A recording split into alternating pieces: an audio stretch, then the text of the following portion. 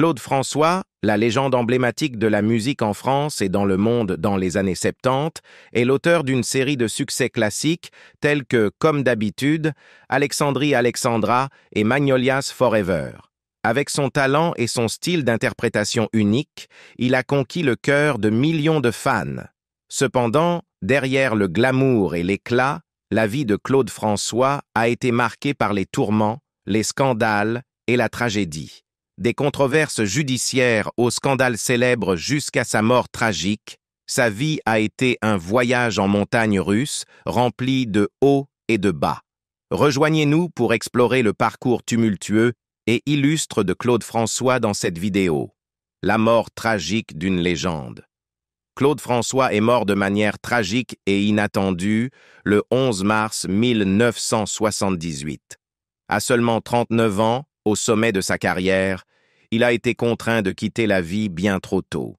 Claude François est mort à la suite d'un accident survenu dans sa propre maison à Danemois. Il a été électrocuté alors qu'il tentait d'ajuster un luminaire dans sa salle de bain, un moment qui a mis fin à sa vie en un instant. La mort soudaine de Claude François a provoqué un choc en France et dans le milieu musical mondial. À l'époque, il était au sommet de sa carrière et la nouvelle de son décès a laissé des millions de fans en deuil et bouleversés. Claude François est mort à 14h45 le 11 mars 1978 dans son appartement situé au 46 avenue Exelmans à Paris. La cause de la mort était un œdème pulmonaire aigu provoqué par une électrocution pendant qu'il se baignait. Au moment de l'accident, Claude François tentait d'ajuster un luminaire électrique fixé au mur au-dessus de sa baignoire. Connu pour sa nature méticuleuse et perfectionniste, sa main a touché des fils électriques dénudés, entraînant l'accident fatal. Le comble dans cette tragédie est qu'un électricien devait intervenir dans son appartement le mardi précédent pour résoudre des problèmes électriques, mais il n'avait pas pu entrer dans la salle de bain afin de ne pas le déranger pendant son sommeil.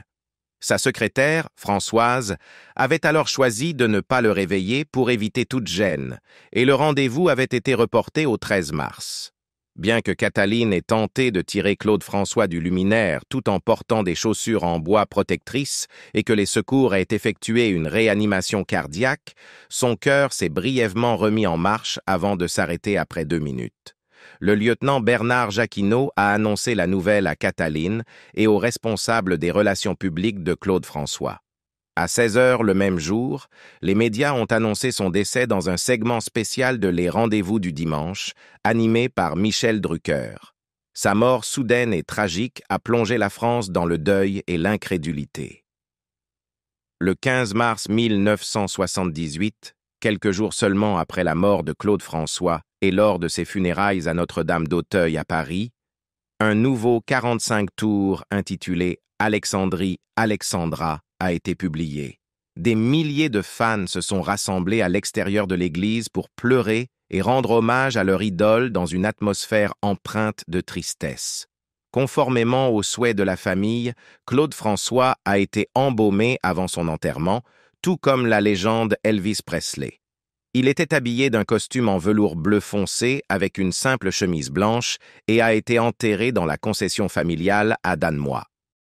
Michel Pléber, un agent de police appelé sur les lieux le 11 mars, a par la suite pris sa retraite après de nombreuses années en tant qu'enquêteur judiciaire. Il a fourni des détails cruciaux pour dissiper les rumeurs entourant la mort de Claude François, telles que des affirmations non vérifiées concernant l'utilisation d'une machine vibrante.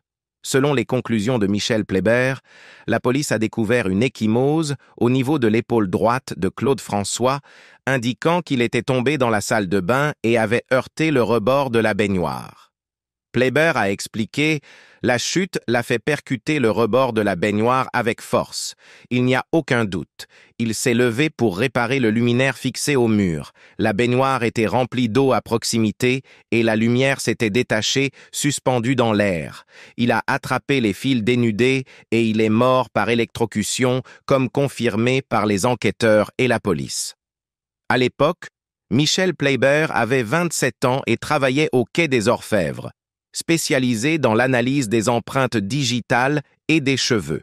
Il se souvient En quittant les lieux d'un cambriolage sur la place des Ternes et en nous préparant à monter dans notre véhicule, nous avons entendu à la radio des nouvelles concernant l'enquête sur la mort avenue Exelmans. Mes collègues et moi nous sommes demandé « Est-ce Claude François ?» En entrant dans l'appartement luxueux de Claude François, Michel Playber se souvient avec précision de la scène. C'était un appartement spacieux sur 2 étages, meublé de façon assez simple. Nous sommes montés dans l'escalier, avons traversé le couloir principal et sommes entrés dans le grand salon. Plusieurs femmes, que je supposais être les Claudettes, étaient assises en train de pleurer sur le canapé. Près de la salle de bain, le corps de Claude François était allongé sur le lit dans une petite chambre.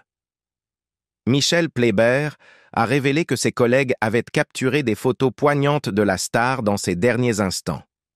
L'une des images montre Claude François allongé sur le lit, recouvert jusqu'à la poitrine avec une serviette blanche, avec un petit mouchoir dans la bouche. Une précaution placée pendant les manœuvres de réanimation. Il a partagé.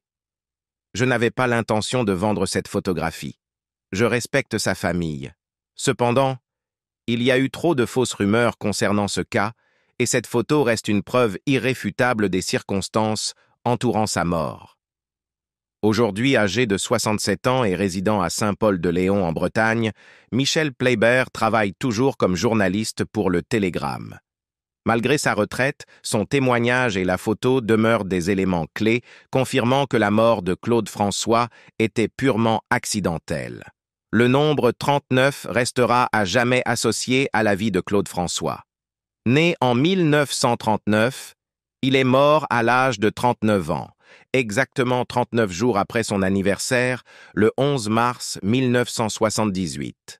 Ce nombre semble porter une signification sinistre en réfléchissant à sa vie et à son destin tragique.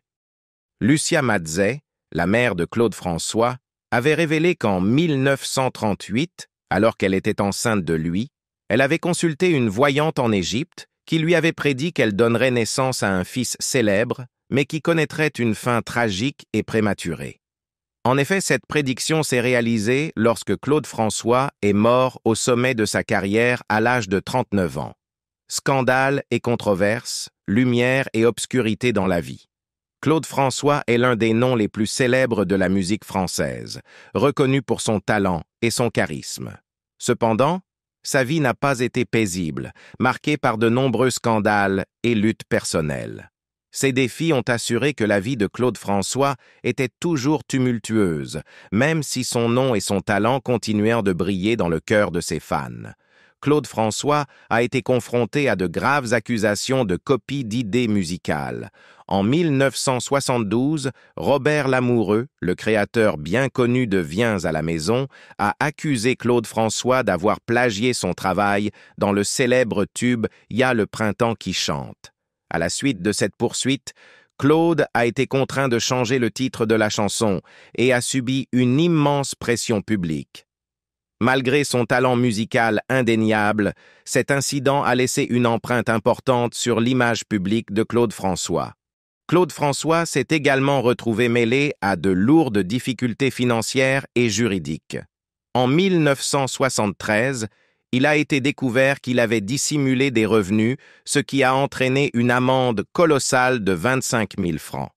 Ce scandale juridique a été un coup dur pour sa carrière, entraînant un examen plus minutieux de la part de ses fans et des médias et impactant sévèrement son image publique. La vie a encore jeté un autre défi sur Claude François en juin 1973, lorsque sa maison à Danemois a pris feu. Claude était convaincu qu'il ne s'agissait pas d'un simple accident. Il soupçonnait qu'il aurait pu s'agir d'un acte de sabotage de la part de quelqu'un ayant des rancunes ou des ressentiments à son encontre. Cet incident n'a fait que renforcer sa conviction que sa vie était toujours remplie de dangers et d'intrigues. Claude François a été confronté à la mort le 5 septembre 1975, lors d'une attaque terroriste à l'hôtel Hilton à Londres. L'attaque, vraisemblablement orchestrée par l'IRA, a tragiquement entraîné la mort de plusieurs personnes. Claude François a eu la chance de survivre, mais il a subi des blessures qui ont pris beaucoup de temps à guérir. Cet incident s'est ajouté aux nombreux risques et défis de sa vie. Au-delà de ses luttes professionnelles, la vie personnelle de Claude François a également attiré une attention médiatique intense. Ses relations amoureuses ont souvent fait la une des journaux, provoquant des controverses. En 1964, Claude a fréquenté France Gall alors qu'elle était encore très jeune. La différence d'âge de 8 ans entre eux a suscité des rumeurs et des spéculations publiques. Lors d'une interview avec la chaîne belge RTBF, Claude avait déclaré de manière controversée « J'aime les jeunes filles, puis je suis devenu plus prudent. Bien sûr, après l'âge de 18 ans, les filles ont tendance à mûrir et à réfléchir davantage, et je serai également plus prudent dans mes relations futures. » Il avait aussi révélé qu'il avait vécu de nombreuses relations au cours de sa vie et avait gagné le surnom de Monsieur Oulalala de la part de la presse britannique, en raison de ses escapades amoureuses et de la nature colorée et intrigante de sa vie privée. La renommée de Claude François est venue non seulement de sa musique, mais également de sa vie amoureuse dramatique et mouvementée, marquée par des hauts et des bas qui ont captivé ses fans et les médias. Malgré son implication dans de nombreuses controverses et scandales, la carrière de Claude François a continué à briller dans l'industrie musicale. Sa carrière a été définie par une musique inoubliable et sa capacité à conserver sa popularité malgré le chaos. Son parcours tumultueux offre un aperçu captivant des luttes, des complexités et des triomphes d'un homme dont la vie personnelle et professionnelle a été marquée par des hauts et des bas. La vie de Claude François est la preuve que le talent, la persévérance et la résilience lui ont permis de surmonter les défis, continuant ainsi d'inspirer plusieurs générations de fans à travers sa musique et son héritage, mariage et les hauts et les bas de l'amour dans la vie de Claude François. Claude François, l'un des musiciens les plus emblématiques de France, a vécu une vie personnelle complexe, marquée par l'amour, le chagrin et de nombreuses relations. Son parcours amoureux et matrimonial reflète non seulement ses luttes professionnelles, mais aussi sa passion pour la vie et les relations humaines. Malgré sa célébrité et son héritage musical, la vie privée de Claude a été remplie de défis et de tournants dramatiques qui ont influencé son parcours émotionnel. Claude François a épousé la danseuse Janet Woolacott le 5 novembre 1960 dans le cadre luxueux de Monaco. À l'époque, cette union symbolisait sa quête de stabilité et de complicité dans le tourbillon de sa carrière musicale en plein essor. Cependant, le mariage a apporté ses propres difficultés et leur union a été de courte durée. Les deux ont officiellement divorcé le 13 mars 1967, un peu plus de 6 ans après leur union. Cet échec initial dans le mariage a marqué le premier grand revers personnel de la vie de Claude François, même s'il n'a pas entamé sa détermination à poursuivre l'amour. Après son divorce avec Janet Woolacott, Claude François a commencé à naviguer dans le monde imprévisible des relations amoureuses avec une romance très médiatisée. De 1964 à 1967, il a fréquenté France Gall, l'une des chanteuses pop les plus célèbres de l'époque. Leur relation a attiré une grande attention de la part des médias en raison de la différence d'âge entre eux. Claude avait 8 ans de plus que France Gall. Cet écart d'âge a alimenté les rumeurs et les spéculations, avec une couverture constante de leur histoire par la presse. Malgré leur connexion, leur relation a finalement pris fin, alors que Claude continuait de s'engager dans de nouvelles aventures amoureuses. Après sa rupture avec France Gall, Claude a entamé une autre relation avec Annie Philippe, une autre chanteuse bien connue de la scène musicale française, en 1967. Leur brève connexion romantique a démontré l'intérêt constant de Claude pour les personnes liées au milieu du divertissement, soulignant sa personnalité sociable et vibrante. De 1967 à 1972, Claude François a entretenu une relation avec Isabelle Forêt, une mannequin et danseuse française. Cette relation a illustré sa préférence pour des partenaires artistiques et créatifs partageant son mode de vie et ses ambitions professionnelles. Isabelle Forêt a symbolisé le type de relation qui a offert à Claude à la fois un soutien émotionnel et une complicité créative durant ses années de succès professionnel. Après cette période, Claude a entamé une autre histoire avec Sofia Kukkonen, une mannequin possédant un sens du style aigu et une âme artistique. Leur relation, qui a duré de 1972 à 1976, reflète le désir constant de Claude François pour une connexion intime et une exploration émotionnelle. Malgré le tourbillon de ses relations amoureuses, Claude est resté engagé dans sa quête d'un amour qui correspondait à son parcours personnel et à ses ambitions. D'octobre 1976 jusqu'à sa mort, Claude François a partagé sa vie avec Kathleen Jones, une autre mannequin dont la présence a apporté réconfort et stabilité dans sa vie personnelle. Leur relation a duré jusqu'à la mort prématurée de Claude, soulignant que, même au milieu des pressions de sa carrière et de ses luttes personnelles, il a su entretenir des liens significatifs. Selon Isabelle Cattelan, une journaliste qui deviendra plus tard rédactrice en chef du magazine Podium, Claude François avait une perspective complexe et éclairée sur l'amour et les relations. Cattelan a révélé des extraits de ses notes personnelles en 2018, offrant un éclairage sur le parcours émotionnel de Claude et sur l'évolution de ses croyances concernant la fidélité, l'engagement et l'amour. Une réflexion notable issue de ces notes est la suivante. Maintenant, j'ai changé et je suis plus susceptible de changer d'avis que jamais auparavant, alors que lorsque j'étais jeune, j'étais très fidèle. Même quand j'étais fidèle, je pouvais facilement changer, parce que ma fidélité n'a pas toujours été exprimée par des actes, mais simplement par l'esprit. Cette citation révèle l'évolution personnelle de Claude François.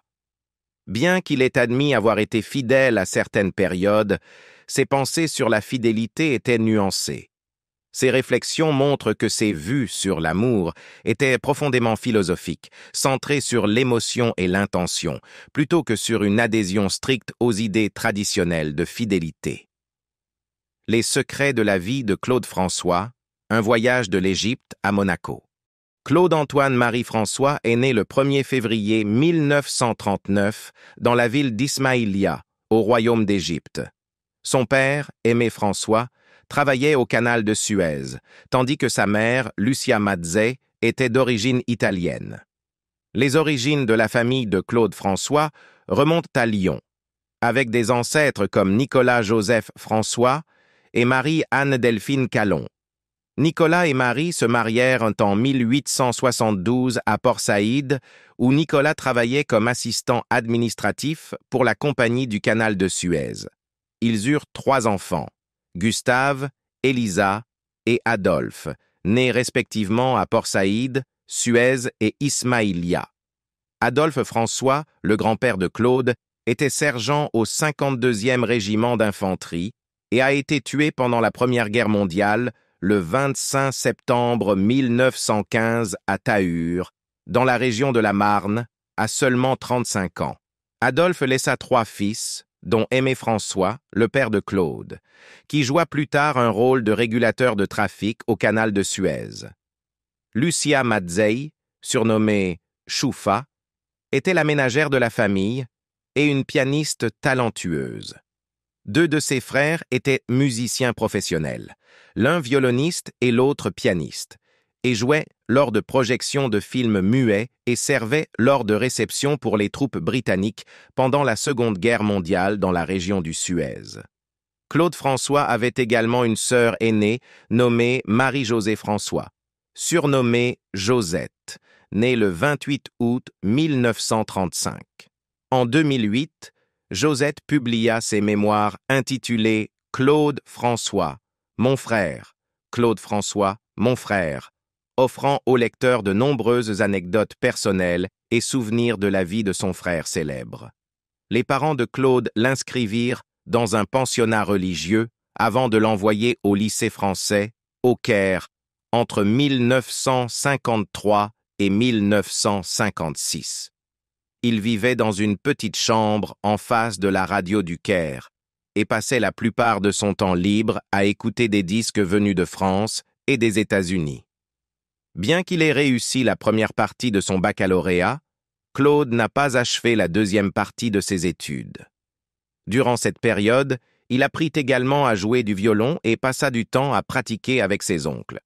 Sa passion pour la musique était évidente dès son plus jeune âge, jetant ainsi les bases de sa future carrière. En 1956, la famille François a connu un bouleversement majeur. En raison des tensions politiques et de la nationalisation du canal de Suez par le président Gamal Abdel Nasser, la famille fut expulsée d'Égypte. Cet événement a été dévastateur, car l'instabilité politique avait entraîné hostilité et défis pour de nombreux Égyptiens, y compris des expatriés comme la famille François. Contraint de quitter l'Égypte, la famille embarqua sur un bateau en direction du Havre, en France, avant de s'installer à Paris. Les premiers jours à Paris furent marqués par de nombreuses difficultés, car ils durent compter sur l'aide de la Compagnie du Canal de Suez et vivre dans des conditions de grande précarité. Claude raconta plus tard dans ses mémoires qu'il avait dû dormir sur le sol et parfois voler de la nourriture dans les étals des marchés. Ce mode de vie difficile entraîna des problèmes de santé, notamment des ulcères à l'estomac, qui le dispensèrent finalement de service militaire. Après leur séjour à Paris, la famille François déménagea à Monte-Carlo, Monaco, où la sœur de Claude, Josette, s'était déjà installée l'été précédent. Ils trouvèrent un modeste appartement grâce au soutien financier de l'aide au relogement de la Compagnie du Canal de Suez. Malgré leurs difficultés financières, ce déménagement marqua le début d'un nouveau chapitre pour la famille alors qu'ils tentaient de reconstruire leur vie. La famille déménagea ensuite à Nice, continuant leur vie dans des conditions difficiles, mais avec un nouvel espoir. Monaco et la Côte d'Azur offrirent à Claude François et à sa famille un sentiment d'opportunité après le chaos politique et le déplacement qu'ils avaient enduré. Les années de jeunesse de Claude François dans ce nouvel environnement l'exposèrent à la musique, aux luttes et à la résilience. Sa passion pour la musique grandit alors qu'il s'adaptait à ces nouveaux horizons, ce qui allait finalement façonner sa carrière et en faire l'une des icônes les plus célèbres de la pop française. Son éducation, marquée par le déplacement et les défis, lui enseigna la persévérance et la capacité d'adaptation, des qualités qui allèrent définir son succès futur. Les premières années de Claude, entre l'Égypte, Paris et Monaco, consolidèrent son amour pour la musique et sa capacité à apprendre malgré les obstacles. D'un début modeste dans un petit appartement familial de Monte-Carlo jusqu'aux grandes scènes de Paris, son parcours symbolisa non seulement un talent naturel, mais aussi la puissance de sa volonté. L'histoire de Claude François, enracinée dans ses origines égyptiennes et son voyage vers l'Europe, reflète les bouleversements historiques du milieu du XXe siècle et la résilience personnelle qui a façonné son chemin vers la légende. Claude François, un parcours de talent et de triomphe. En 1958, tout en cherchant un emploi stable, Claude François prit un poste dans une banque. Cependant, sa passion pour la musique restait son échappatoire, et il commença à se produire en jouant de la tumba dans un petit groupe qu'il avait formé avec quelques amis. Son parcours musical le conduisit finalement à rejoindre l'orchestre du Sporting Club de Monte-Carlo sous la direction de Louis Frozio. Au début, Claude occupait le rôle de batteur et percussionniste, mais il se transforma rapidement en chanteur avec un revenu nocturne de 1 000 francs. Ses prestations mettaient en avant des chansons populaires interprétées par des artistes renommés tels que Colette Desréals, Charles Aznavour, Marcel Mouloudji et Ray Charles. L'une de ses performances les plus emblématiques fut Mustapha de Bob Azzam, qu'il chanta en arabe avec succès. Pendant cette période, Claude suivait également des cours à l'Académie nationale de musique où il s'entraînait intensivement sur la clarinette, la flûte, le chant classique, les timbales, la percussion, l'orchestration et les techniques vocales pour affiner sa voix. L'année 1969 marqua un tournant dans la carrière et la vie familiale de Claude François. Le 15 novembre 1969, sa petite amie Isabelle Forêt donna naissance à leur deuxième fils, Marc. Claude décida de garder la naissance privée afin de protéger l'enfant. Ce même mois, Claude célébra un moment professionnel majeur en se produisant pendant 16 jours consécutifs à l'Olympia à Paris. Toutes les places furent vendues durant cette résidence, marquant ainsi un nouveau chapitre prometteur dans son style de spectacle inspiré de l'Amérique, avec 4 danseuses, 8 musiciens et l'orchestre de l'Olympia. Claude s'associa également avec le compositeur Jean-Pierre Bourtère en tant que directeur artistique et fonda sa société, Flèche, au 122 boulevard Exelmans à Paris, où une plaque commémorative honorant ses accomplissements est toujours visible aujourd'hui. Ses derniers enregistrements, Héloïse en début d'année et Tout éclate, tout explose en fin d'année, furent des succès considérables. En 1970, la chanson de Claude. Parce que je t'aime, mon enfant fut traduite en anglais et reprise plus tard par Richard Harris et Elvis Presley sous le titre My Boy. Cependant, le 14 mars 1970, lors d'une représentation au Palais des Congrès Valier à Marseille, Claude ressentit soudainement un malaise. Cet incident fut ensuite révélé comme faisant partie d'un complot orchestré par son producteur. En quête de rétablissement, Claude prit quelques congés aux îles Canaries, mais fut impliqué dans un grave accident de voiture à son retour le 17 mai. L'accident se produisit sur l'autoroute près d'Orange, lui causant une fracture du nez et des pommettes. Claude subit une chirurgie reconstructrice pour réparer ses blessures. Malgré sa convalescence, il poursuivit son calendrier de tournée avec les chanteurs Dany et C. Jérôme. Le 20 janvier 1973, Claude François participa à une émission télévisée spéciale intitulée Top A, produite par Mariti et Gilbert Carpentier. Dans ce programme, il chanta aux côtés de l'iconique Dalida des titres tels que Ciao Ciao Bambino, Comme Prima et Volar. Tout au long de 1973, Claude conserva une forte présence à la télévision, apparaissant 4 fois dans l'émission Variété Cadet-Roussel. Toutefois, lors d'une session d'enregistrement pour cette même émission le 15 mars, Claude souffrit d'une crise respiratoire grave causée par des problèmes nasaux chroniques. Il fut alors hospitalisé pour une opération urgente afin de traiter sa condition. Merci d'avoir regardé. Quelle chanson ou performance de Claude François est votre préférée? Dites-le nous dans les commentaires. Si cette vidéo vous a plu, n'oubliez pas de liker, vous abonner et activer la cloche pour découvrir plus d'histoires musicales.